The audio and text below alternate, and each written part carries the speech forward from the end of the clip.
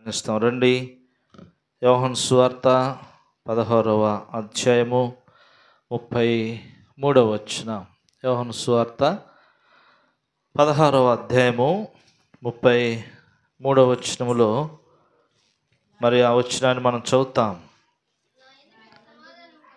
నా యందు మీకు సమాధానము కలుగునట్లు ఈ మాటలు మీతో చెప్పుచున్నాను. లోకములో మీకు శ్రమ కలుగును, అయినను ధైర్యము తెచ్చుకునుడి, నేను లోకమును జయించి ఉన్నాను.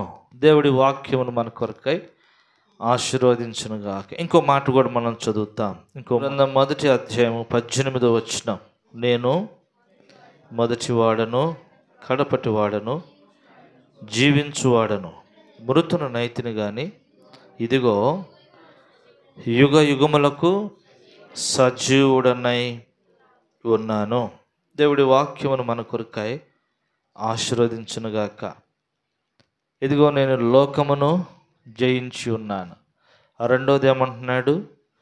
నేను మొదటివాడను, కడపటివాడను, జీవించువాడను, మృతుడనైతిని గాని యుగ యుగములు సజీవుడనై ఉన్నాను. చూడండి, ఇంకో మాట మీకు జ్ఞాపకం చేయాలనుకుంటున్నాను. తిమోతికి రాసినటువంటి మొదటి పత్రికలో 6వ అధ్యాయము 15వ వచనం. తిమోతికి రాసిన మొదటి పత్రిక 6వ అధ్యాయము 15వ వచనం. అందరం కలిసి చూద్దాం. 6వ అధ్యాయము 15వ వచనం. తిమోతికి రాసిన మొదటి పత్రిక 6వ అధ్యాయం 15వ వచనం. అందరు తీయాలి. పేజీ నెంబర్ 193, 15వ వచనం. శ్రీమంతుడును అద్వితీయుడునగు సర్వాధిపతి యుక్త కాలములయందు ఆ ప్రత్యక్షతను కనపరచును. ఆ సర్వాధిపతి రాజులకు రాజును, ప్రభువులకు ప్రభువునై ఉన్నాడు. సమీపింపురాని తేజస్సులు ఆయన మాత్రమే వసించుచు అమరత్వం కలవాడై ఉన్నాడు. అమరత్వం కలిగినటువంటి దేవుడు, యుగ యుగములు సజీవుడైన వాడు, సమీపింపరాని తేజస్సులో తాను ఒక్కడు మాత్రమే ఉన్నాడు. ఆయన అమరత్వం కలిగి, అంటే మరణము లేనివాడు. అమరుడు అంటే మరణము లేనివాడు, అమరత్వం కలిగినవాడు కదా. సంఘము అను శరీరమునకు ఆయనే శిరస్సు. ఆయనకు అన్నిటిలో ప్రాముఖ్యము కలుగు నిమిత్తము ఆయన ఆది అయ్యుండి మృతులలో నుండి లేచుటలో ఆది సంభూతుడాయను. మృతులలో నుంచి లేచుటలో ఆది సంభూతుడంటే మొట్టమొదటివాడు. మరణమును జయించి తిరిగి లేచిన వాడిలో మొదటివాడు. లోకంలో చాలామంది అయిపోతూ వచ్చారు. ఏమైపోతూ వచ్చారు? సమాధి చేయబడ్డారే కానీ తిరిగి లేచిన దాఖలాలు లేవు. అసలు వాళ్ళు సమాధి చేయబడిన దాఖలాలు కూడా ఉన్నాయో లేవో తెలియదు. చెప్పుకున్నారు అంతే. ఒక ఆయన అన్నాడు, నేను జీవముతోనే లోపలికి పోతున్నా అన్నాడు. ఆయన పోయాడో తెలియదు, పోలేదో తెలియదు, ఆయన లేచాడో తెలియదు, ఏం కాదు కదా. ఈయన సమాధి చేయబడ్డాడు, మనుషుల ద్వారానే సమాధి చేయబడ్డారు. ఆయన సమాధికి ప్రభుత్వం వారు కాపలా ఉంచింది కదా. వాళ్ళు చెప్పారు, మీకు ఎంత సైన్యం కావాలో అంత సైన్యాన్ని తీసుకుని పోయి సమాధి చుట్టూ కాపలా పెట్టారు. అంతేకాదు, సమాధి రాయిని గొలుసులతో కట్టివేసి ప్రభుత్వం ఏం చేసింది తెలుసా? ముద్ర వేసింది, సీలేసింది. సమాధికి ఏమేశారు? సీలేసేశారు. కాపలా పెట్టింది రోమా ప్రభుత్వం, సైన్యాన్ని కాపలా పెట్టింది. ఎవరు సమాధికైనా అలా కాపలా పెట్టిన దాఖలాలు ఉన్నాయా ప్రపంచ చరిత్రలో? ఎందుకు అలాగ కాపలా పెట్టిందంటే, ప్రభు ఒక మాట చెప్పాడు యోహాను సువార్త 11వ అధ్యాయంలో. ఏంటిది ఆ మాట? 25వ వచనంలో ఏంటిది ఆ మాట అంటే, పునరుద్ధానమును జీవమును నేనే. పునరుద్ధానమును జీవమును నేనే. లూకాసు సువార్త 24వ అధ్యాయము 7వ వచనం కూడా మనం చూద్దాం. లూకాసు సువార్త 24:7 అది కూడా చదవండి. అందుకు యేసు పునరుద్ధానమును జీవమును నేనే.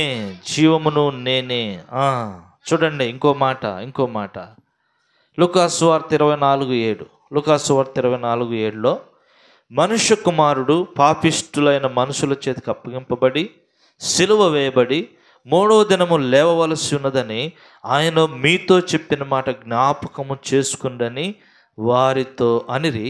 అప్పుడు వారు ఆయన మాటలు జ్ఞాపకము చేసుకుని. ఆయన ముందుగా చెప్పాడు, శిష్యులతో ముందుగా చెప్పాడు, ఇదిగో నన్ను పాపిష్టి చేతులని మనుషులకు దేవుడు అప్పగిస్తూ ఉన్నాడు.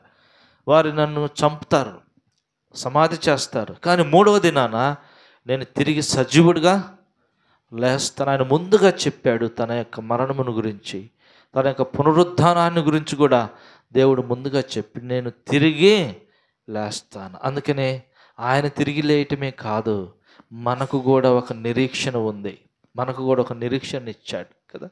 ఆయన తిరిగి లేచడం ద్వారా మనకు వచ్చిన ఉపయోగం ఏంటి? యేసయ్య సమాధిలోంచి తిరిగి లేచాడు, సర్వ ప్రపంచం పండుగ చేసుకుంటుంది. దానివల్ల మనకు వచ్చిన ప్రయోజనం ఏంటంట?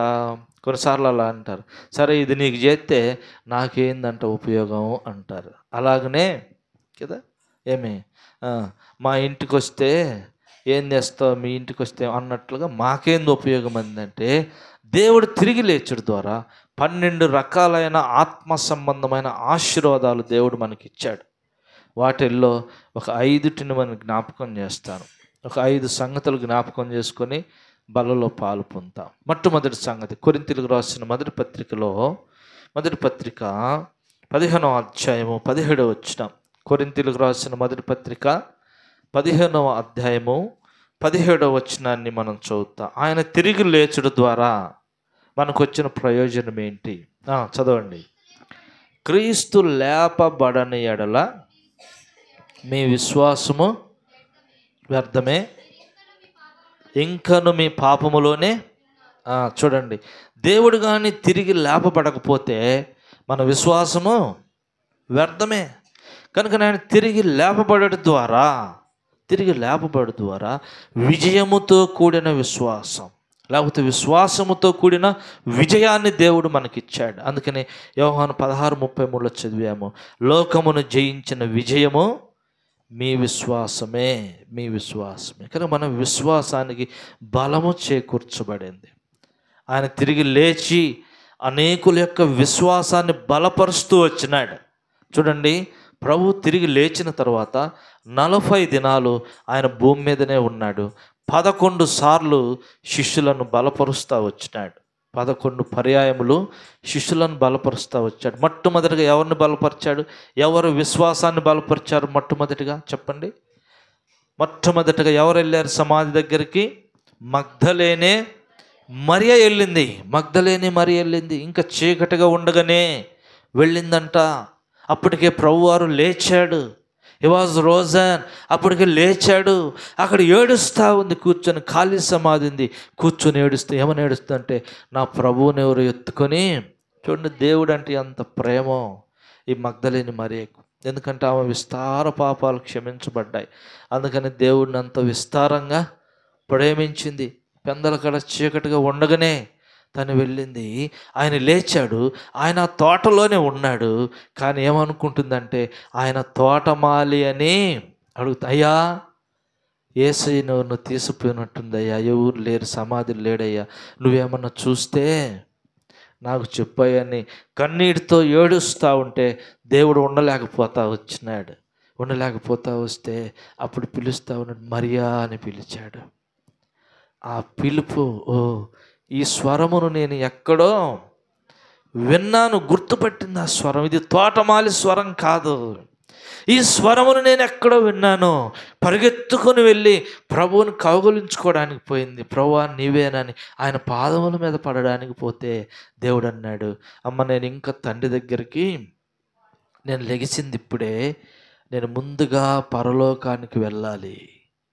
పరలోకానికి వెళ్ళి తండ్రి దగ్గర కనపరుచుకుని ఆ తర్వాత మరలా వస్తాను కదా. నువ్వు వెళ్ళు, నీతో పాటు విశ్వసించిన దేవుని బిడ్డలందరికీ చెప్పు, యేసయ్య లేచాడు అని, నా సాక్షిగా ఉండు. చూడండి, ఆమె విశ్వాసాన్ని దేవుడు ఏం చేశాడు? బలపరిచాడు. ఇలాగూ 11 పర్యాయములు బలపరుస్తూ వచ్చాడు. యోహాను సువార్త 20వ అధ్యాయం 26వ వచనం. యోహాను సువార్త 20వ అధ్యాయం 26వ వచనం. ఈ సందర్భంలో అక్కడ తోమా ఉంటాడు. తోమా అంటే థామస్. 8 దినములైన అప్పటికి లేచి 8 దినములైంది. 8 దినములైన తర్వాత ఆయన శిష్యులు మరలా ఇలాగే గదిలో ఉన్నారు. తలుపులేసి పడి ఉన్నాయి. భయం అన్నమాట. భయముతో గదిలో ఉంటే వారితో కూడా తోమా ఉన్నాడు ఆ దినం. తలుపులు మూయబడి ఉండగా యేసు వచ్చి మధ్యలో నిల్చున్నాడు. ఒకరు చదవండి, మీకు సమాధానము కలుగునుగాక నేను. అప్పుడు తోమాను పిలుస్తా ఉన్నాడు. తోమా ఇట్రా, ఇట్రా తోమా ఇట్రా అన్నాడు. తోమాను చూసి, నీ ఏళ్ళు చూడు, నీ ఏళ్ళు తీసుకొనిరా, నా చేతులు చూడు. ఏమున్నాయి చేతుల్లో? ఏమున్నాయి చేతుల్లో? ఏమున్నాయి? గాయాలున్నాయి. మేకులు దించిన గాయాలున్నాయి. తోమా ఇట్రా, నీ చేయి తీసుకొని ఏళ్ళల్లో నీ ఏళ్ళు పెట్టి గాయాలలో తిప్పి. ఆయన అన్నాడు, నేను ఏళ్ళు పెట్టి తిప్పితే కానీ నమ్మనన్నాడు. కానీ తోమా విశ్వాసాన్ని బలపరుస్తూ ఉన్నాడు. అలా బలపరచబడిన తోమా మెడ్రాస్ పట్టణానికి వచ్చి వాక్యం చెప్తా ఉన్నప్పుడు ఆయనని కత్తితో పొడిచి చంపారు. అలాగూ దేవుని కొరకే హతసాక్షిగా మార్చబడతా వచ్చి ఈ దినాల్లో అనేకులు ప్రభు కొరకే హతసాక్షులుగా చేయబడతా ఉన్నారు కదా. దేనినైతే విశ్వసించాడో, దేనినైతే తన చేతులు తాకి చూచాయో, ఏ ప్రభు హస్తాలలో తన ఏలు పెట్టి తిప్పుతూ వచ్చాడో, ఆయన పునరుద్ధానుడైన ఆ దేవుని చూచి విశ్వాసమందు బలపరచబడి తమ ప్రాణములు సైతము లెక్క చేయక, ఏ విశ్వాసము కొరకు చూశారో ఆ విశ్వాసము కొరకై తన ప్రాణాన్ని సైతము. అందుకని మెడ్రాస్లో సెయింట్ థామస్ చర్చి ఉంటుంది. సెయింట్ థామస్ కదా, ఎక్కడెక్కడనో నుంచి వచ్చి భారతదేశానికి వచ్చిన మొట్టమొదటి శిష్యుడు తోమా. తన కొరకే ప్రాణం ఇచ్చాడు. స్వార్థ కొరకే అంత బలమైన విశ్వాసం చేత వారు బలపరచబడుతూ వచ్చారు. క్రీస్తు లేపబడకపోతే మన విశ్వాసము ఎలాగున 11 సార్లు అనేకులను దేవుడు వారి విశ్వాసాన్ని బలపరిచాడు. తను సజీవుడిగా లేచాడని తను ప్రత్యక్షపరచుకుంటూ వచ్చాడు. 40 దినాలు 11 ప్రత్యక్షతలను ఆయన ఇస్తూ వచ్చినాడు. చూడండి, ఆయన లేచాడు అనే సంగతి. కానీ విశ్వాసంలో బలపరచబడ్డాం. రెండవది, ఆయన లేచడం ద్వారా మనకు కలిగిన లాభం ఏంటి? పేతురు రాసిన మొదటి పత్రిక 1వ అధ్యాయం 4వ వచనం. పేతురు రాసిన మొదటి పత్రిక 1వ అధ్యాయము 4వ వచనం. మన ప్రభువు యేసుక్రీస్తు తండ్రి అయిన దేవుడు స్తుతింపబడునుగాక. మృతులలో నుండి యేసుక్రీస్తు తిరిగి లేచుడు ద్వారా జీవముతో కూడిన నిరీక్షణ మనకు కలుగుతూ వచ్చింది. ఏమివ్వబడిందంట మనకి? జీవముతో కూడిన నిరీక్షణ, సజీవమైనటువంటి ఒక ఆశ దేవుడు మన హృదయాల్లో ఉంచాడు. ఏంటిది ఆశ? సజీవుడైన దేవుడు తిరిగి నా కొరకు రాబోతా ఉన్నాడు. ఆయన చెప్పాడు, వాగ్దానం చేసి, నేను వస్తా నీ కొరకు, నేను వచ్చి నేనుండే స్థలంలో నేను తీసుకుని వెళ్తాను. అప్పటి వరకు నువ్వు ఈ లోకంలో నా కొరకే బ్రతుకు, నా కొరకే బ్రతుకు కదా. యోహాను సువార్త 14వ అధ్యాయం 2వ వచనంలో అంటాడు, నా తండ్రి ఇంట అనేక నివాసములు కలవు, లేకపోతే నేను నీకు ముందే చెప్తాను. నేను వెళ్తున్నాను మిమ్మల్ని వదిలిపెట్టి, నేను వెళ్ళి మీకు స్థలం సిద్ధపరిచి మరలా వస్తా నీ కోసం. నేను వెళ్ళి అక్కడే ఉండను, మిమ్మల్ని అనాథలుగా విడిచిపెట్టను. నేను వస్తా మళ్ళీ. వచ్చేంత వరకు నువ్వేం చేయాలా? నన్ను నమ్ముకొని భద్రంగా ఉండు, విశ్వాసాన్ని కాపాడుకో, నిరీక్షణ కలిగి ఉండు, దేవుని ఎడల నమ్మకాన్ని కలిగి ఉండు, దేవుని కొరకు ఎదురు చూడు. నేను వస్తాను, నీ ఆశ భంగము కానేరదు, నీ ఆశ భంగం అయిపోదు. నేను వస్తాను, నేను వచ్చి నిన్ను తీసుకొని పోతా, నిన్ను అనాదిగా నేను విడిచిపెట్టి దేవుడు తిరిగి లేచుడు ద్వారా మనకు వచ్చిన ఆత్మీయమైన ఆశీర్వాదం ఏంటంటే నిరీక్షణ ఉంది. ఈ నిరీక్షణ ప్రభువు నెరగని వాళ్ళకు ఉండదు. ఏమైపోతామంటే తక్కుడో బిక్కుడో. కానీ మనం ఏం చెప్తాం? నేను ప్రభు దగ్గరికి వెళ్తాను. ఒక గొప్ప నిరీక్షణ, ఒక ఆశ ఉంది హృదయంలో. ఆశను దేవుడు పెట్టినటువంటి ఆశ ఉంది. ఒక గొప్ప ఎదురుచూపు ఉంది, గొప్ప ఎదురుచూపు కదా, నిరీక్షణని ఇచ్చాడు. మూడవదిగా, ఆయన తిరిగి లేచుడు ద్వారా మనకు కలిగిన ఆత్మీయమైన ఆశీర్వాదం ఏంటో మనం చదువుతామా? మూడవదిగా చూస్తే రోమీయులకు రాసిన పత్రిక 4వ అధ్యాయం 25వ వచనం.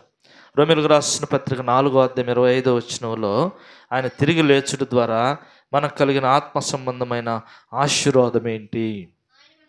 ఆయన మన అపరాధముల నిమిత్తమై అప్పగింపబడి మనము నీతిమంతులముగా తీర్చబడుటకై లేపబడెను కదా. ఎందుకు లేపబడ్డాడంట? ఆయన పునరుద్ధానుడు అగుడు ద్వారా మనము నీతిమంతులంగా చేయబడుతున్నాం. ఆయన యందు విశ్వాసం ఉంచడం ద్వారా నీతిమంతులంగా చేయబడుతున్నాం. ఆయన రక్తము ద్వారా, ఆయన రక్తము చేత, ఆయన రక్తములో కడగబడడం ద్వారా మనము నీతిమంతులంగా చేయబడుతున్నాం. మన పాపములు మనం ఒప్పుకునడం ద్వారా ఆయన నమ్మదగిన వాడు, నీతిమంతుడు గనుక యేసు రక్తము ప్రతి పాపమును కడిగి మనలను పవిత్రులను గాను నీతిమంతులుగాను చేస్తూ ఉంది, పరిశుద్ధపరుస్తుంది.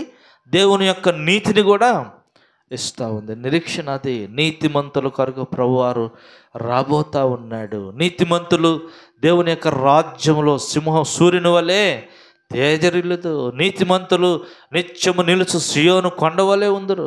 నీతిమంతులు కదలని సింహం వలె ఉండబోతా ఉన్నారు. నీతిమంతులను ఆశీర్వదించే దేవుడు నీతిమంతుల కొరకే రాబోతా ఉన్నాడు. ఆయన పరిశుద్ధుల కొరకే రాబోతా ఉన్నాడు. మొట్టమొదటగా ఎవరి కొరకు వచ్చాడు?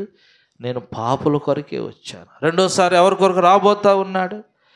నీతిమంతులైన వారి కొరకే రాబోతా ఉన్నాడు. ఈనాడు నీవు నేను దేవుని కృపను బట్టి నీతిమంతులంగా చేయబడ్డాం. ఆయన యందు విశ్వాసం ద్వారా నీతిమంతులంగా చేయబడ్డాం. మన పాపాలను మనం ఒప్పుకున్నడు ద్వారా నీతిమంతులంగా చేయబడతా వచ్చాం. ఆయన రక్తము మనల్ని కడిగి మనల్ని పవిత్రులుగా, నిర్దోషులుగా, నీతిమంతులుగా చేస్తాం. ఈ నీతిమంతుల కొరకై నీతిమంతుడైన దేవుడు రాబోతా ఉన్నాడు. 4వ మాట మనం జ్ఞాపకం చేసుకున్నారండి. రోమీయులకు రాసిన పత్రికలోని 4వ మాట మనం చదువుతా వస్తే, లేకపోతే అందుకంటే ముందుగా తెస్సలోనికకి వెళ్దాం. మొదటి తెస్సలోనికేలు 4వ అధ్యాయం. తెస్సలోనికలకు రాసిన మొదటి పత్రిక కొరింథీ, తర్వాత గలతీ, అలా కొలస్సీ, తెస్సలోనికేలకు రాసినటువంటి పత్రిక మొదటి అధ్యాయము 10వ వచనం. మొదటి తెస్సలోనికేలు మొదటి అధ్యాయం 10వ వచనంలో మధ్యలోని చదువుతాం. మరియు మీరు విగ్రహములను విడిచిపెట్టి జీవము కలిగిన వాడును సత్యవంతుడకు దేవుని దాసులగుటకును దేవుడు మృతులలో నుండి లేపిన యేసు అనగా రాబో ఉగ్రత నుండి మనల్ని తప్పించుచున్న ఆయన కుమారుడని యేసు పరలోకము నుండి వచ్చునని ఎదురు చూచుటయో. చూడండి, ఆ మనలను దేవుడు ఏం చేశాడంట? ఉగ్రత నుంచి తప్పించబడతా వచ్చినాం. క్రీస్తునందు ఉన్న వారికి రోమా 8 మొదట్లో చదివాము. క్రీస్తునందు ఉన్న వారికి ఏ శిక్షావిధి పాతవి గతించను, ఎదుగో సమస్తము క్రొత్తవాయను. ఎలా క్రొత్తగా చేయబడ్డం? ఆయన తిరిగి లేచుడు ద్వారా నూతన స్వభావాన్ని మనం కలిగి ఉన్నాం. ఆయన తిరిగి లేచుడు ద్వారా మనము కూడా పాపం విషయమై పాతి పెట్టబడి క్రీస్తులో పునరుద్ధాన శక్తిని బట్టి ఆయనలు మనల్ని బ్రతికిస్తూ ఉన్నాడు, తిరిగి లేపుతా వచ్చినాడు. దేవుని యొక్క ఉగ్రత నుంచి మనం తప్పింపబడ్డాం. యోహాను సువార్త 5:24 అంటాడు, ఇది వారు మరణములో నుండి జీవములోనికి దాటిపోయినాం. ఒక కాలువ దాటినట్లుగా, ఒక గడపమాన్ దాటినట్టుగా దాటిపోతా వచ్చినాం అవతలకి కదా. ఎక్కడి నుంచి ఎక్కడికి దాటిపోయాం? మరణములో నుండి. చూడండి, మరణానికి జీవానికి ఎంత దూరం ఉందో తెలిసిన లూకాసు సువార్త 16వ అధ్యాయంలో ధనవంతుడు అడుగుతూ ఉన్నాడు అబ్రహాం గారిని, అయ్యా నోరు దప్పికతో ఎండిపోతా ఉంది, ఆ లాజరు ఉన్నాడే నీ కుడి పక్కన కూర్చొని ఉన్నాడు, ఆ లాజరు నాకు కనపడుతున్నాడు, వాడు నా వాకిటి కాన్నే రోజు నేను వేసిన ఎంగిలి మెతుకులు దీన్ని బతికినోడు, వానికి ఇప్పుడు అంత ఐశ్వర్యం వచ్చింది. ఈ లోకంలో ఉన్నప్పుడు ఏమీ లేదు, కుక్కలు కూడా వచ్చి కురుపులకు నాగిపోయాయి కదా. కొన్నిసార్లు మనం అంటారే నిన్ను కుక్కలు కూడా చూడవరా అంటారు. కానీ లాజర్ని ఎవరు చూశారో తెలుసా? మనుషులు ఎవరు చూడలే, కుక్కలు వచ్చి కురుపుల్ని నాగిపోయాయి అంట. అయినా కూడా విశ్వాసాన్ని వదిలిపెట్టినవాడు కాడు. చూడండి లూకాసు సువార్త 16వ అధ్యాయంలో ఇప్పుడు ధనవంతునితో అబ్రహాం ఏం చెప్తున్నాడో చదువుతాం. తీసారా? ధనవంతునితో అబ్రహాం ఏం చెప్తున్నాడు? కుమారుడా, అటువారు ఇటు పోకుండానట్లు ఇటువారు అటు రాకుండానట్లు. ఇక్కడ ఏమైందో తెలుసా? మన ఇద్దరి మధ్యలో 26వ వచనం, అంతేకాక ఇక్కడి నుండి మీ యొద్దకు దాటుగోరు వారు దాటిపోజాలకున్నట్లు, అక్కడి వారు మా యొద్దకు దాటి రాజాలకున్నట్లు మీకును మాకును మధ్య మహా అగాధము. అగాధం అంట, లోయ కాదు, అగాధం. ఇటోళ్ళు అటుపోవడానికి లేదు, అటోళ్ళు ఇటు పోవడానికి లేదు. మరి ఎట్లా దాటిపోయినాం మనం ఎట్లా దాటిపోయినాం? యోహాను సువార్త 5:24 ఏమన్నాడు? మరణములో నుండి జీవములోనికి దాటిపోయాము. ఎలా దాటిపోయామంటే ఈ మరణానికి ఈ జీవానికి మధ్యలో నిచ్చెనగా ప్రభువైన యేసుక్రీస్తు వారు ఉన్నాడు, మధ్యవర్తిగా ఆయన ఉన్నాడు. వారధిగా ఉన్నాడు ఆయన. అటు నుంచి ఇటు, ఇటు నుంచి అటు పోవడానికి వారధిగా ఉంటా వచ్చినాడు. ఇప్పుడు అబ్రహాం అంటున్నాడు, అయ్యా ఇక్కడ నుంచి అక్కడికి రావటం చాలా సులభం అనుకుంటున్నావా? అది జరిగే పని కాదు. మధ్యలో పెద్ద అగాధం ఉంది. నేను పరదేశంలో ఉన్నా కూడా నీ దగ్గరికి నేను రాలేను. ఈ అగాధాన్ని దాటిపోవడం ఎవడి వలన కాదు, చేత కాదు కదా. పెద్ద అగాధం ఉంది. ఈ అగాధాన్ని దాటింపజేశాడు దేవుడు. ఆయన యందు విశ్వాసం ఉంచుట చేత ఈ ఉగ్రత, ఈ యొక్క తీర్పు, ఈ రెండవ మరణం దాటింపజేసి ఆయన జీవాన్ని ఇచ్చాడు. ఆయన తిరిగి లేచుడు ద్వారా కదా. పాపముల చేత, అపరాధముల చేత చచ్చిన మనకు ఏమి ఇవ్వబడిందంట? దేవుని యొక్క జీవం మనలోనికి ప్రవేశించింది. ఆ జీవము ద్వారానే మనం బ్రతుకుతా ఉన్నాం కదా. నీతిమంతుడు విశ్వాస మూలముగా జీవిస్తాడు. నీతిమంతుడు విశ్వాస మూలముగా దేవుని నోట నుంచి వచ్చు ప్రతి మాట వలన జీవిస్తాడు. ఉగ్రత నుంచి తప్పించబట్టమే కాదు, ఆయన కొరకే జీవించే కృపనిచ్చాడు ఈ దినాల్లో మనకి. ఐదవది ఏమి ఇచ్చాడంట? జీవముతో కూడిన నిరీక్షణ ఒకటి ఇవ్వబడింది, విశ్వాసం ఇవ్వబడింది మొట్టమొదటిగా. రెండవది జీవముతో కూడిన నిరీక్షణ ఉంది. మూడవది ఏం చేశాడంట? నీతిమంతులుగా చేయబడ్డాం. నాలుగవది ఈ యొక్క మహా అగాధములో నుంచి, తీర్పులో నుండి జీవములోనికి వెళ్ళిపోయినాం. ఈ దినాలలో దేవుని కొరకే జీవించే జీవితం మనకి అనుగ్రహించబడతా వచ్చు. జీవించు వారికి మీదట తమ కొరకుగాక తమను మృతులలో నుండి లేచిన క్రీస్తు కొరకే జీవించాలి. పౌలు అంటాడు, ఇక జీవించుట క్రీస్తు కొరకే. చావు అయితే ఏంటంట? నేను ఎప్పుడు పోయినా పర్వాలే, నాకు ఇబ్బంది ఏమి లేదు, కానీ నేనంటూ ప్రాణంతో ఉంటే ఎవరి కొరకు జీవించాలి? నేను యేసయ్య కొరకే జీవించాలి. ఇంకొక మాట కూడా అంటాడు, నేను చచ్చిపోయినా దేవుని కొరకే చచ్చిపోతా, బ్రతికినా దేవుని కొరకే బ్రతుకుతా, కానీ ఇక లోకం కొరకు నేను బ్రతకనే. ఎందుకు అంత ధైర్యముగా వాళ్ళు చెప్పగలుగుతున్నారంటే, యేసుప్రభువు వారు తిరిగి లేచిన తర్వాత అపోస్తుడైనటువంటి ఆయన సౌలుగా ఉన్నప్పుడు ఆయన ప్రత్యక్షపరచుకుంటూ వచ్చాడు దేవుడు. అపోస్తుల కార్యములు 26వ అధ్యాయములో ఈయన ఏం చేశాడు? దేవుని నమ్మిన బిడ్డలను హింసించడానికి అధికారము తీసుకొని, చూడండి ఈ దినాల్లో కూడా భయంకరమైన దినాలు, అధికారం ఉందని చెప్పి ఏం చేస్తూ ఉన్నారు? పడకూడదు. ఇప్పుడు ఎజెండా ఏంటంటే క్రైస్తవులందరినీ చంపాలా, నాశనం చేయాలా. ఈ చట్టం ఎక్కడ వచ్చింది తెలుసా? ఎస్తేరు గ్రంథంలో మనం చూడవచ్చు. ఆ దినాల్లో చట్టం చేయించిండు హామాను. చట్టం ఏంటంటే క్రైస్తవులందరిని చంపేయాలని కదా. అయితే దేవుడు ఉపవాసం ఉండి ప్రార్థన చేసిర్రు. వీళ్ళు ప్రార్థన చేస్తే ఎవడైతే చట్టం చేశాడో ఆ చట్టం చేసిన కొయ్యకి ఏలాడదీశారు కదా. అందుకే దేవుని యొక్క వాక్యం, తాను తవ్విన గుంటలో తానే పడతా ఉన్నాడు. భయంకరమైన దినాలు కదా. పౌలుకు దర్శనమిచ్చాడు తాను తిరిగి లేచిన తర్వాత. అపోస్తలుడైన పౌలు సౌలుగా ఉన్నప్పుడు దర్శనమిచ్చాడు. అందుకనే ఆయన అంటాడు, నన్ను దర్శించిన దేవుడు ఇక జీవితము నేనంటూ ఊపిరితో ఉంటే ఈ ఊపిరి దేవుని కొరకే. నేను చచ్చిపోయినా దేవుని కొరకే చచ్చిపోతా, నేను మృగాల ప్రాణంతో ఉంటే దేవుని కొరకే బ్రతుకుతా కదా. 5 ఆశీర్వాదాలు చెప్పాను. మొట్టమొదటి ఆశీర్వాదం, దేవుడు వారి విశ్వాసాన్ని బలపరిచాడు.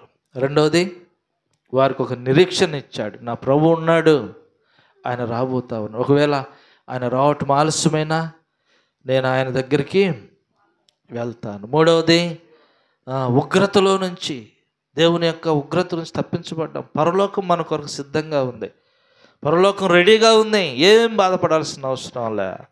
ఏదో ఒక దినాన్ని ఈ లోకాన్ని విడిచిపెట్టి పోవాలి. పుట్టినవాడు గిట్టక ముందో అనుకోబోతాం. ఎప్పుడు పోతే ఏమైంది? మనకు ఒక నిరీక్షణ ఉంది, అదిగో దేవుడు, ఆయన దగ్గరికి వెళ్తాం కదా. నాలుగవది ఏం చూసాం? నీతిమంతులనుగా చేశాడు. ఐదవది, జీవాన్ని ఇచ్చాడు. పాపముల చేత అపరాధముల చేత చచ్చిపోయాం, సజీవులంగా చేశాడు, జీవాన్ని ఇచ్చాడు.